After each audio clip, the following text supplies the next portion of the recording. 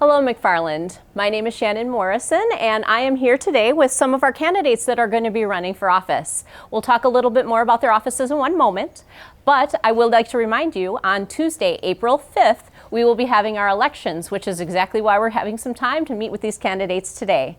Today, I'd like to welcome Ed Wreh, who is one of our candidates. He is actually a current Village Board member, and he is running for election for Village Board. This will be the first time that he is running for election. He was previously appointed. I have Meghan Fessler, who is here today. She is running for school board today for this year. And I also have TJ Jerke here today, who is running for our Village Board as well. So without further ado, I'd like to take a couple seconds. First of all, thank you so very much for joining me today on this beautiful McFarland day as we overlook Lewis Park. A beautiful view, and I cannot wait until it's all the way in season. And I would like to take a moment. We're going to go through a couple of quick fire questions. You guys will be able to expand on them kind of as we go forward. And for our viewers, I would also like to let you know the candidates have not seen these questions in advance. Some of them are a little bit more fun so we can get to know our neighbors a little bit, but we'll kind of go forward from there. All right, so the question is, who is the longest McFarland resident among us? All right. Oh, me. Oh, yeah? I bet it's me. Okay, so how many years is everybody in for? We started building in 2018 and moved in 2019. 19? So 3, going on 4. Okay. I think this April makes it 4, yeah. Okay. We moved 2020, spring of 2020. So 2. So you're the newbie. Correct. All right. So. And then Meghan? Well, I guess we should clarify, it was the village or school district? So school district, we've been in here for like 8 years. Okay. And village, it's 4. Village, it's 4. But so area, 17. 17. So when you say area, you mean school district? Yes. School district. So Yeah. you've been in the school district area for 17 years. Oh no, sorry. We were across Sigel and Madison for 10 of those, so Okay. yeah. All right, but you were still part of McFarland School District, or that No. was Madison School District? That was Madison School District, but I okay. still think it's the McFarland community because it's so close. All right. It's like a skip over. So close and yet so far. I know, it really is. All right, and then that means by default, TJ, you are the newest member of McFarland resident community, right? What is the number one thing for you that drew you to McFarland? Number one at the time when we were looking was housing affordability and location.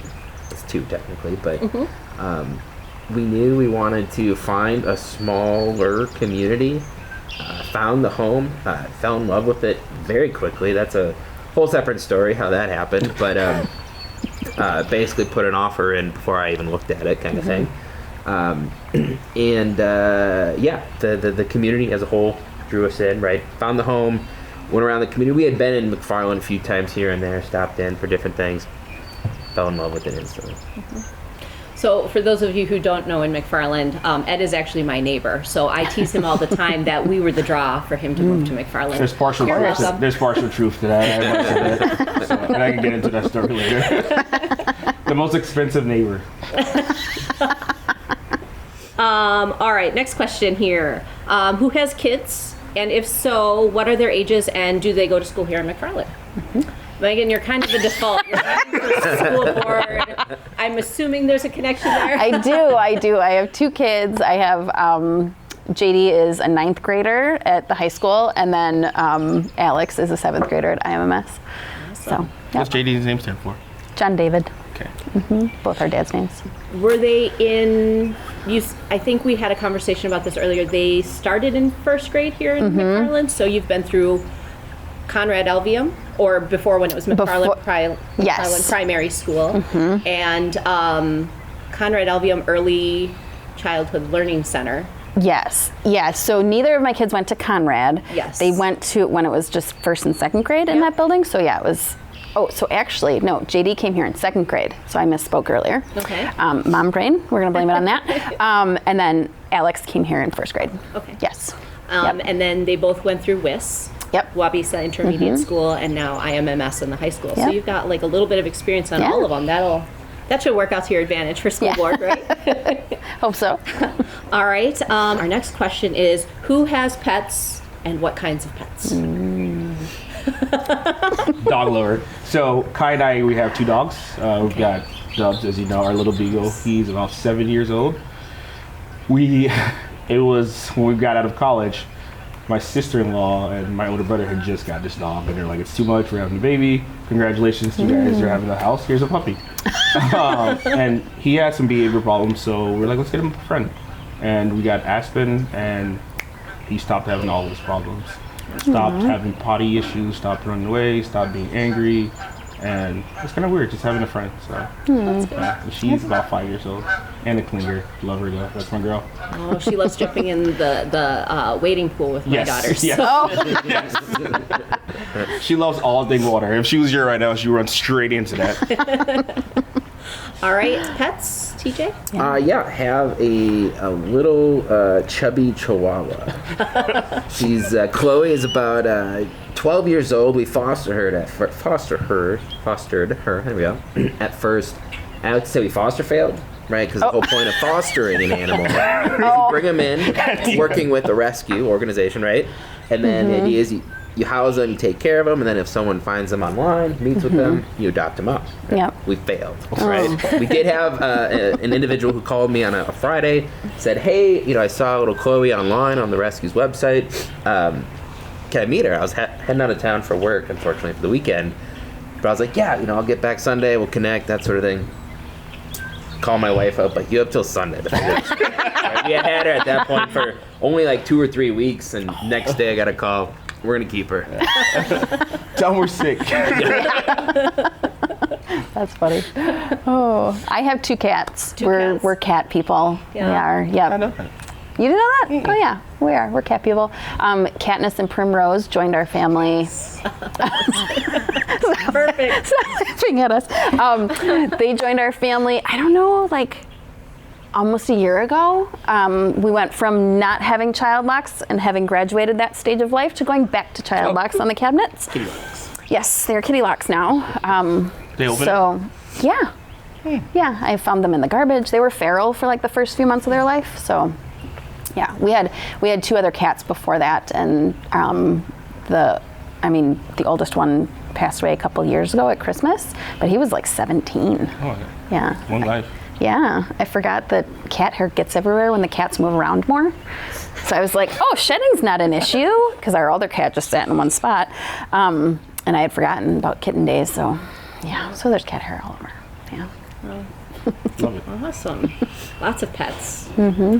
McFarland, I think we all have a lot of pets, just in general. Residents here love our pets. It's always fun to one thing I love about spring is seeing everybody out walking their pets, their dogs. We are a cat household as well, and we've now graduated to having chicks. So we have chicks, and we're going to that next level, much to the total appreciation and love by our neighbors. They're adorable. They are. And the girls love them. So. Oh yeah, the kids absolutely have a field day with our pets. So, all right. Where has everyone else lived? How was it different, and how is it the same as McFarland? TJ, why don't I start with you? Okay. Well, as we talked about before, I grew up in South Dakota. Wanted to make sure I covered all the Dakotas. So after graduating college, moved to North Dakota. So got those covered. Any questions? Let me know.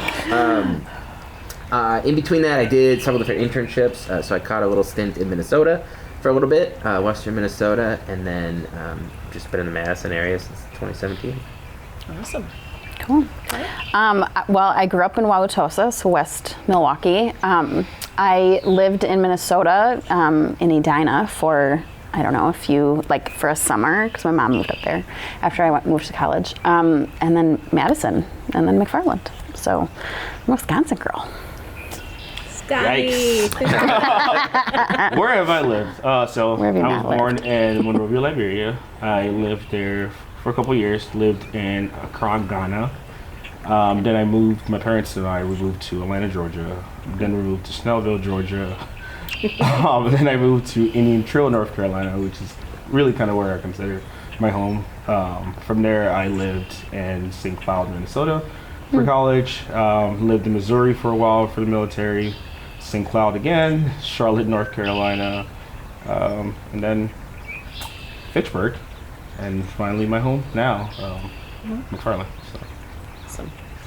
So Ed has the most miles clocked on that one. Yeah. Sure, definitely. And you met Kai in St. Cloud. Yeah, so I met Kai as I had a puppy at the time, and I was walking, and she was like, "Oh, you have a cute dog." And of course, she's this beautiful woman that I'm trying to get to know, and she's like, "I think you're a little bit too fast-paced for me right now. I need you to grow up a little bit."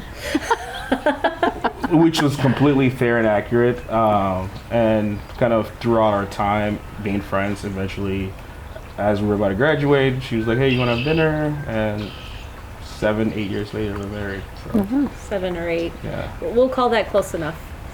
Well, 7 we've years, been 8 married. years. We've been married since 2016, but we started dating in 2014. I want to clarify that before I get in trouble. And it's on the ring, so I never Sure. forget.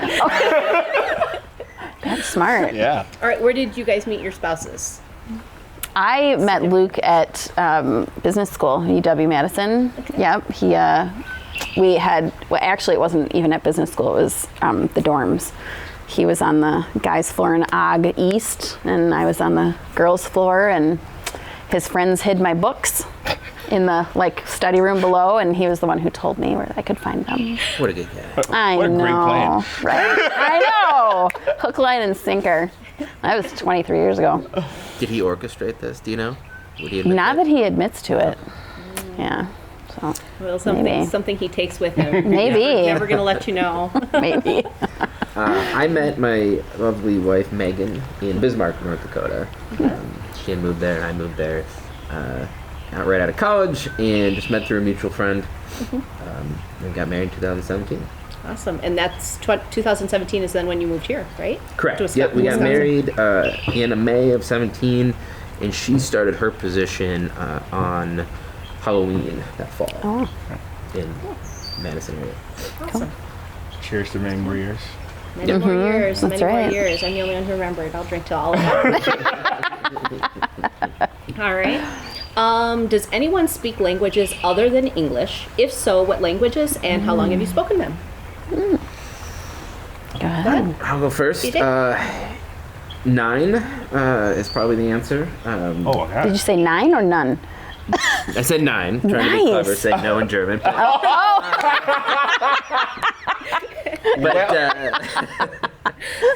yeah, you can see how well I speak it. Growing up, of course, had the different courses and whatnot, German, Spanish, and did French in college. I can say hi, goodbye, and maybe a few other things. That's about it. So, no is the answer. I really can't speak a foreign language, but I want to. I need to relearn French. Megan, what about you? Any languages on the palette? 9? No. No, not really. I mean, I studied Spanish, all the way from high school to college, so I was never fluent, and I can understand a little bit, but no, not really. Okay. No. Ed, what about you? Negative. So, Native. Spanish, I took, I think, about 4 years of it. I can survive. In terms of Liberia, the primary language there is English, but it's more of like pig English a little bit, so you don't Okay. fully pronunciate your whole words. Okay. So, for example, if you want to say, I want to turn the light off, you say, turn the light off. So you just Okay. don't fully finish it. Okay. Which, if you say fast enough, it sounds like a different language. So it's almost like a regionalism of Yep. English. Correct. And then as you go around, there's different dialects. My dad actually speaks, I want to say, 10 or so languages. Wow. Because he went to school in Germany, he speaks German, he speaks French, which, as you know, French is very prominent in Liberia. Me, not so much. No. So I have cousins that do. They all are talking. I'm like, hi. I think that happens when I hear Italian, because I do speak Spanish. I believe that the word fluent is relative. So when people hear me speak Spanish, they're like, oh, you're totally fluent. But then when I'm around a true immersed Spanish speaker, no, I speak Spanish and I can converse and I counsel patients and everything through my work. But when I hear Italian, I understand it, but I don't speak Italian. So I'll answer you in Spanish. Good luck. Figure that part out. No, we're both lost. Yeah. Yeah. So I took my mom to Portugal as a graduation gift when I finished my professional school. And I had a full conversation with a woman who apparently was speaking to me in Portuguese. Oh, yeah. And I responded to her in Spanish, and she understood me. And when the conversation was done, my mom asked me where I learned Portuguese. Oh, Isn't it the same thing? She did. There, it's. I don't want to say it's like a regionalism of Spanish, but it is very strongly influenced by Latin languages and Spanish. But what was funny is that my mom is fluent. My mom is from Puerto Rico. Even though she came here as a child, and she did not understand anything that the woman was saying to me, which I found fascinating. Since my mom is my origins of my Spanish, so that is it's kind interesting. of interesting. Do you use ustedes, or is that more Portuguese? That is more formal, so that's more Spaniard Spanish than it is. Probably more in Spain and also in like Argentina, perhaps Chile, versus being from like the West Indies, Puerto Rico, Dominican Republic, things like that. We don't use the formal as much as some of the more motherland countries do. Cool. Yeah. Cool. All right. Here's a pop quiz, and I don't. If you guys get this is totally bonus points. I owe the winner a coffee. Pop quiz. How many parks and conservancies are located in the village of McFarland? You guys each get a guess. I'm going to narrow it down and tell you it's more than 10 and less than 100. You're welcome. Okay. Okay. Start my count over. Thank you. All right. Guess. I'm going to say 32. 42. I'm going to split it and say 40. The answer is 27. Oh. Okay.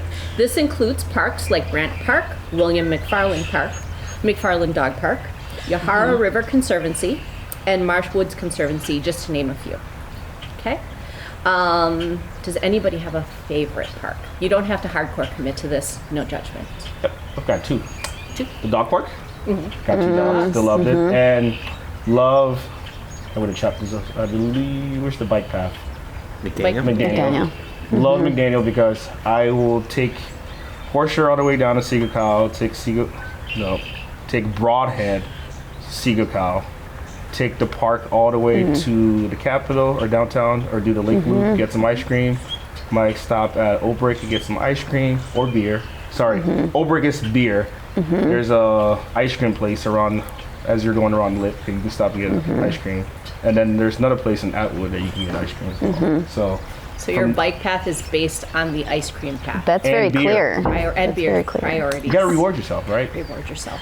Get the ice Burn the cream. calories. Yeah. What's the True. biking for, right? That's true. I do like McDaniel for that reason. I love that it connects us to downtown, and but Marshwoods Conservancy is the one I was talking about, my favorite walking path. And so yeah, that's on the top there. I will say McDaniel Park and Brant Park as well. I live in that neighborhood or nearby, and in addition to the many benefits of McDaniel Park, I play softball in the summer. Do it at Brant Park. Awesome. It's people are legit over there. I went to one last year, or maybe it was last year, where I think the Green Lantern sponsors a couple of teams there as well, and I just sat down with the owner, and I was like, "This is legit," and they had beer.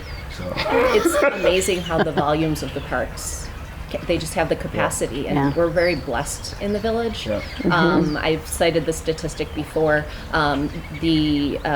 There's an evaluation on how many acres you should have per resident, and the recommendation is generally 1 to 2 acres per person. Here in McFarland, we boast 16 acres per person, which is of green space. Now, when you talk about green space, that can also mean green corridors. It doesn't have to mean a full-blown park or conservancy, but so much of our space is invested that way that it just really lends itself to what the loves of our community are.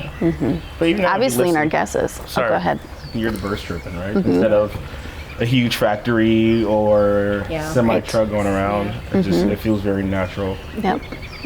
And The fact that we all guessed kind of what you were saying, exactly. greater than 25, even though I said it was more than 10. I mean, to the fact that we have 27 parks and conservancy type areas that we can talk about just says something. Yep. Even though obviously McDaniel Park tends to be a lifeblood for this area, that bridge has just been such a draw. That was our big thing during COVID that got us out of our family, so out of our house, for me creating recreational activities for my kids. So. Yep. All right. I know that the three of you have a lot in common. One of those common links that I have been drawn to in reading about you, and yes, Facebook stalking. Nobody does that. Is volunteerism. Some of the projects I know you have volunteered for, I think are really awesome.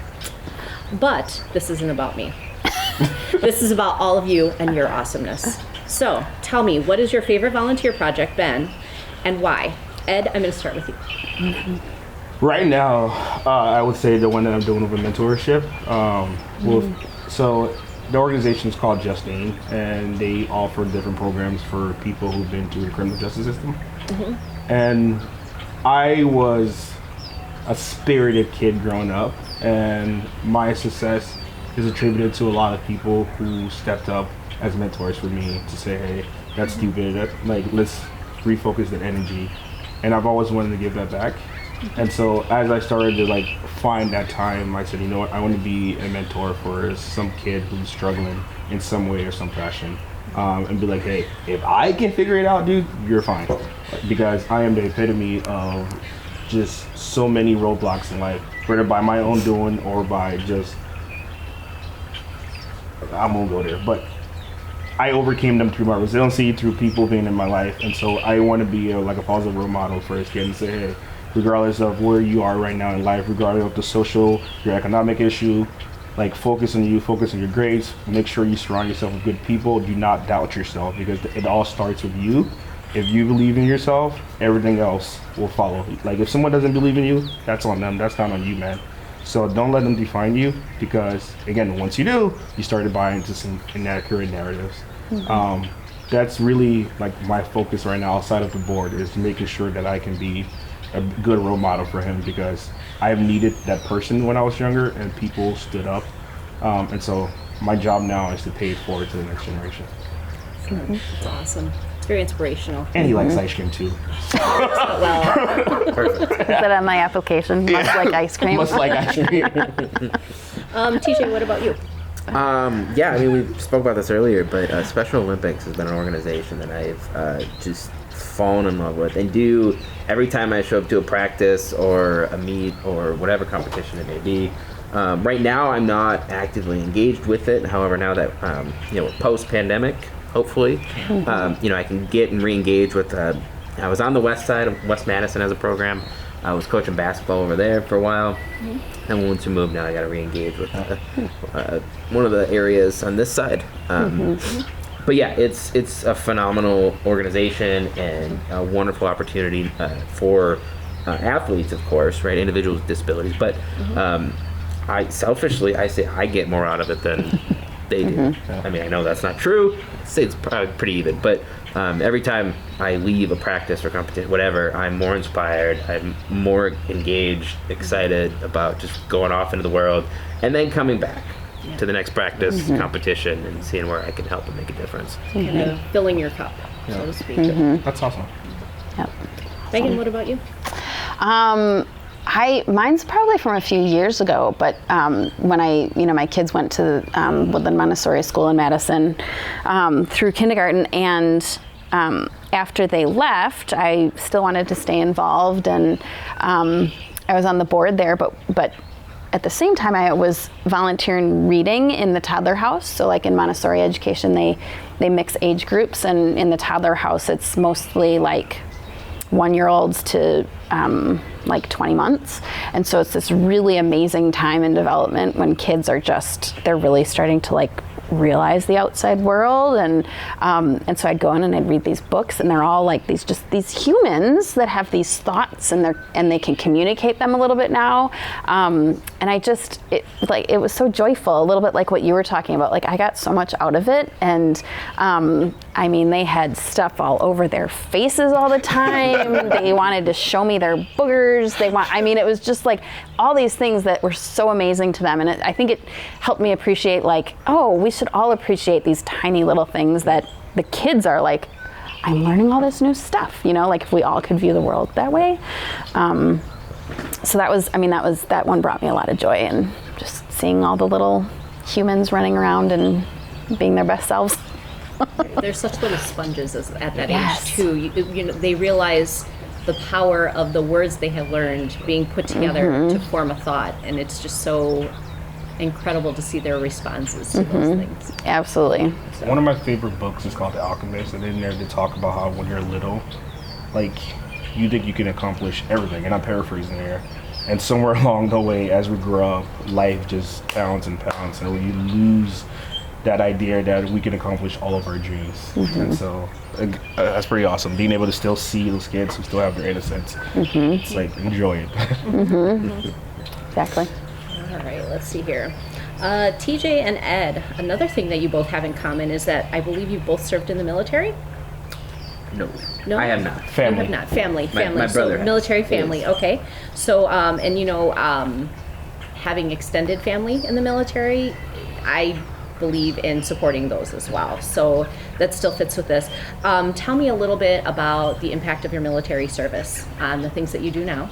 And if anything, what you've brought forth into your adulthood as that time has passed, even though I guess obviously you serve as an adult as well. But and then talk to me. We'll start with Ed, and then I'd also like to talk about family impact, because you said it was your brother, so that's like that's on your own roof, so to speak. So we'll talk about that too. Okay. Go ahead. I always tell people the military is the best and worst thing that I've ever done, and I know that's a huge statement to say. Best as in when I went in and when I came out, I was two different people for the best. Again, I was very spirited.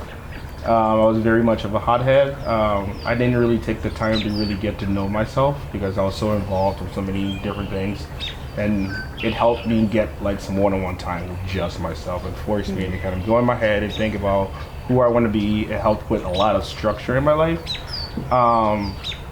And so for that, I am grateful. I will always give back to the military. I will always be supportive. I say it's one of the worst things because I've had I guess, actually, let me not mince words. I had less than ideal encounters with people. Just being in the military, you meet a bunch of different people. You find people from different walks of life in leadership position whose beliefs stand against my skin color.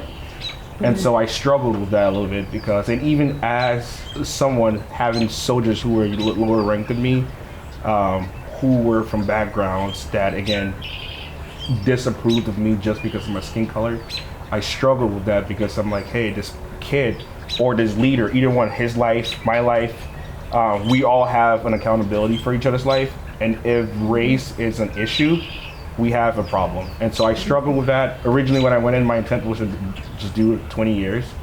But as I got to that situation, I was like, this doesn't benefit me. This doesn't benefit someone's child. And then again, for me, when I say doesn't benefit me, is I don't know if sometimes people in power that were my leaders would have my best interest. And also, I don't want to have a bias where I don't recognize it and it causes someone's child to get hurt. And so I made that decision that, you know what, I couldn't live with myself in that situation, so I wanted to get out. The positive definitely outweighed the negative, but that was significant enough for me to make that decision. Again, I'm very grateful for it. I would not be the person that I am today without the military, but I'm going to take that narrative a step further and saying that other people's narratives of who you are don't change what your narrative is for yourself, and how that has influenced your work with at-risk youth. You know, that has been, I see that in the parallels of what we just talked about here, and how you teach them not to let that define them, no different than how you didn't let that define you. Sure, absolutely. And so, again, I know who I am, so I'm not worried about other people defining me, right? I think as long as I have that and I understand my strengths, my weaknesses, God knows I'm not perfect, right? But I at least can recognize my faults and my strengths and move from there. Awesome. How do you feel that it influenced you as a family member? I mean, I don't have a sibling that served in the military. I have cousins who are still active military, and more on the periphery because we're not under the same roof. How did it influence you growing up? Sorry to cut Older you off. sibling, younger sibling? And a husband. And my husband. In my defense, he was not in the military when I knew him. Okay. So Fair enough. he was we'll just say it's been more than we've been together for about a decade, and it was enough before that. I gotta give my man Patrick his props. Yes. I appreciate everything that he did, and we definitely have things that it has influenced us. Yeah. But he still doesn't make the bed. Throw that out there. Please don't talk to Kai. Sorry, TJ. No, not at all. Apparently that didn't stick, huh? Yeah, no, my brother is 2 years older than I am. It's just he and I. Growing up, we had the classic, like, he was the firstborn, like, brilliant guy. Like, he went the orchestra route and did speech debate, and then I came out as the second kid 2 years later, and if we fit the mold of the firstborn and secondborn. I'll just say that, right? For a lot of people that may have kind of that norm of childhood or their children themselves. So I was the more spontaneous one, but what I found growing up is I became more like him. I don't know if he ever noticed this or not, but he kind of influenced me just from an early onset. Just what he was doing, obviously I'd sponge it, I'd absorb it, and eventually I ended up becoming getting into speech debate, more politically involved, etc. Anyway, to your question though, fast forward, he goes out to the military academy, and I think the positive from his experience, and he's still active teaching actually at the military academy, but I've learned so much from him about the military, about politics, about government, about psychology. Everything he studied and has learned along the way, I've been able to glisten and pull from him. So, I mean, it's been a phenomenal experience. It's pulled us closer in a couple different areas where we weren't necessarily that close growing up. The one downside to it is he had served 2 deployments overseas, one in the Middle East, and so that's just a weird nerve-wrack. Like, it's a weird time, right? Like, you don't see him, you don't talk to him much. He had a phone. His position, thankfully, wasn't he was obviously stationed wherever he was at, and he would do rounds and that sort of thing. He'd tell us, but we didn't know where he was or how active that area actually was in terms of the war and whatnot. But he had a phone that was somewhat readily available to him, and I still have that phone number. It says Derek Europe in my phone, and one of these days I think I want to try calling it and seeing like, is this still a military active number, and who picks up, and but no, bunch of car shows up outside your house. Yeah, right. Where'd you get this number? No, so I mean, it was we've been since he graduated high school and went into the service. We haven't seen a whole lot just because he's been doing the military thing, right? He was in New York, and then he went to Kansas, and so we see each other enough, but could see him a lot more. And but yeah, that whole stint when they're serving, it's a weird nerve. Like, I don't know how to explain it, to be honest, but I'm sure many others can more eloquently than I can. But No, your experience is real, man. That's your family. yeah. So. I would suggest that he may not completely realize how that has influenced you, but I will also say, as a parent and as an oldest child, I have become acutely aware, and Meghan, you might be able to testify to this, at how much that interaction matters. I look at my second child and how she looks up to her sister. I will also confess, I have actually since apologized to my sister for being such a terrible older sister, because I realized how much she potentially did look up to me, and how much I might have been a little bit too spirited to acknowledge that. As much as I give my brother kudos, if you want to tell him to throw some apologies my way, I'll take them too. I'm the youngest, so I completely agree. It's like, I'm here when you need me. All right. My next question is going to be directed to Meghan. And it's a paragraph, sorry. You give me a lot of those today. I've got a few of them, but it's giving background information for our community members who are engaged in this conversation. I know how involved with the McFarland Equity Project you are. Greater Madison is known for having a legacy of redlining, even as recent as the 30s and much more recent than that. These practices of segregation impacted McFarland's development for the decades that followed. However, one topic that really excites me is in McFarland here is knowing how much is being done to find solutions to this inequity.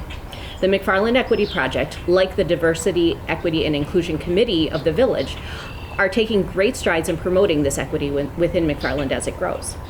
Let's talk about your involvement with this project. How do you feel that the size of the village impacts your work within this project? Are we too big? Are we too small? Is this good? Is this bad? Is this neutral? What is your perspective on that?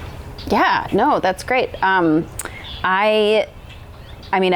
McFarland Equity Project is still a relative baby. Yes. It really came out of the efforts of some high school students after George Floyd's murder. Sorry, I'm a little cold, so my mouth isn't working as well as it was, an hour ago. It's the work there for me personally has been really impactful because I'm sorry, I just touched my mic. Really impactful because I grew up in Wauwatosa, so very typical white middle class experience, and I think there was I just had a very sheltered view and I just assumed that my life looked like everyone else's, and coming into adulthood, I recognized all the thing that is wrong with bias, and and the equity project, I was maybe 5 years into my equity learning curve, and it just impacted me so much that the lives of some people are so different than my experience just because of their skin color. Specifically with the equity project, we deal a lot with racial inequities and finding justice there, and I think it's been really eye-opening to hear about. McFarland is very much kind of the same way in terms of you can go about your daily life as a white person and think that everything is fine, and then some people in our community, people of color, have a very different experience. And so again, eye-opening, what you don't really see as a white person, that's happening right here under your nose, right? So that it felt like in a community where I could have some impact and do some learning. And then I think in terms of whether the community is too small or too big for this work, or personally, what I feel like the challenge is that we want to have this work done, but I don't know that we have enough. We don't hear enough voices from everybody, and it's hard because we don't have a huge population, people of color here. And so I personally feel bad that I feel like we're constantly trying to get feedback from the same people or engage the same people, and it's not their responsibility to be, helping us figure out how to fix our inequities. That's surreal. Yeah, and so I think that's one issue that the equity, project can try to, we're really trying to, create more opportunity there and engage more voices. And it's been really impactful. We've connected a lot of people. I feel that we've really brought that equity lens to almost everything in the village, The village for sure as a board.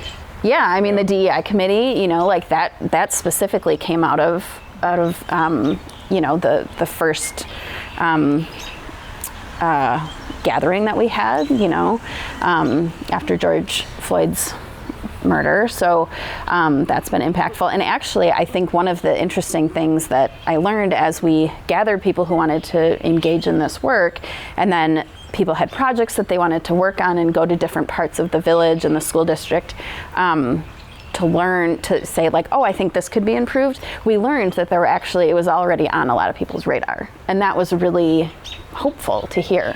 So I'm really grateful that our community is committed to that. I think a lot of the involvement with the DEI committee, as well as the McFarland Equity Project, is to say, we've talked the talk, now let's walk the walk. Exactly. And to put motion to a lot of the ideas that have been pitched out there, and I think that that is a big part of it, is to diversify our efforts, not just our words. Yeah. Exactly. I will say Yes. that's one of the reasons and I'm going to say this on camera, I'm glad TJ is running for the board, because we need new perspective. We need people who come with new lenses, who have worked in these areas before, that bring experience to say, okay, this is a complex issue that requires more than just a Facebook post or a like. We need a long-term strategies. He has a political background. Yeah, I will say this again. You haven't given me any red flags to think that I don't think you would support those initiatives. And so and even for Meghan from the school board, right? It's like we've had the status quo for a while, and there hasn't been significant changes. And we need new people who are truly passionate about these changes, who really care and want to change their community. And so we're by far anywhere that mature in our process. We're still in the infancy stages, but we have leaders within our communities who are willing to stand up and say, hey, I will take the time, I will commit the resources, I will be the voice to have some of these tough conversations. And that's where it starts. Yeah, I completely agree with you. I think that somebody once used this phrase with me, saying it's your aha moment, where suddenly you're like, I recognize this. For me specifically, as a healthcare worker, it was everything that happened with Breonna Taylor. It really, really struck me hard, knowing that this could be literally the person that I depend on and I rely on and I interact with almost daily through my work. We talked about this as well in everything that got you involved with politics. In my I'm involved in politics.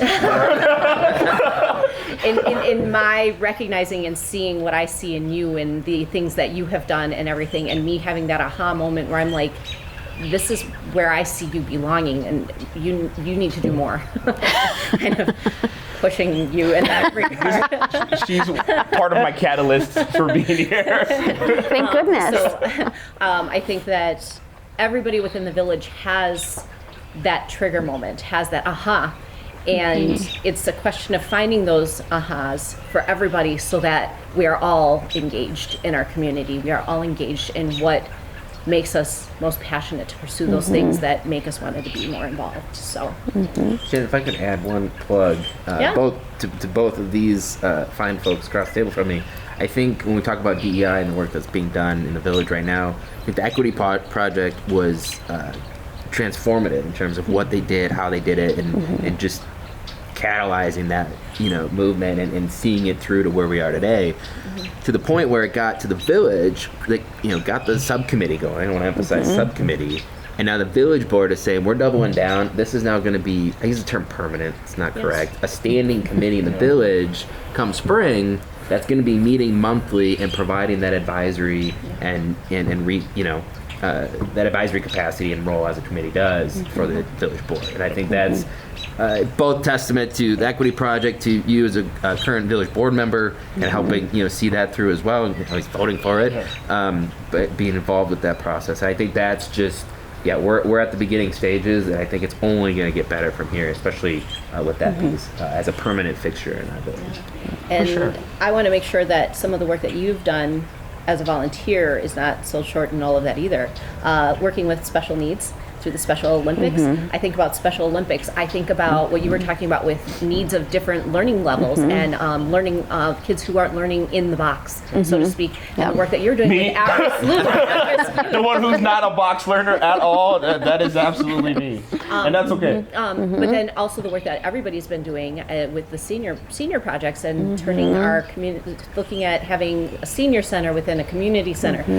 There is so much that is meant by diversity. There is so much that is meant by equity. There is so much meant by when we're talking about I'm missing diversity, equity, and inclusion within everything that happens here in the village, that it may not impact you directly today, but we're all going to get older. There is nothing to say that you won't all have a special need or a different need that is outside of the box at some point, and to acknowledge that. And that is very much an aha, and it should be an aha for everybody who is here in the village. For sure. Absolutely. I don't know what time it is, but we're moving along. So I'm actually going to use that as our wrap-up point. Okay. So there might be more. The cool part about this is I want to thank Nick and Stephanie for everything that they've done here, bringing all of this to light and helping me to bring hopefully a little bit more forward about all of our different candidates that we have. And there are more candidates. I do not mean to sell any of our candidates short. We have such a great pool of people that are stepping up and getting involved here in the village of McFarland. I want to add a few more thank yous to this because this is my academy moment to thank here. Okay. Fabulous. I want to thank all of our candidates for being willing to kind of go through all the motions with me and get grilled a little bit and have a little bit of fun on the side. I want to thank WMCF, which is McFarland's local cable channel, for providing audio and video for all of this. They have been so supportive and brought so much forward, and I look forward to everything else that they bring forward, whether it's with or without me being involved. And then I also want to remind all of our McFarland Village residents, Election Day is Tuesday, April 5th. Nearly from dawn until dusk, and those links will be posted with everything else that's happening here. Remember to get out, and when your vote is cast, your vote counts. It does matter, especially in a community like ours where we depend on community engagement to see everybody involved so that you can have a voice. Thank you, as always, to our amazing community for being engaged in that way and noticing and recognizing everything that McFarland truly has to offer. And I will see you around the village.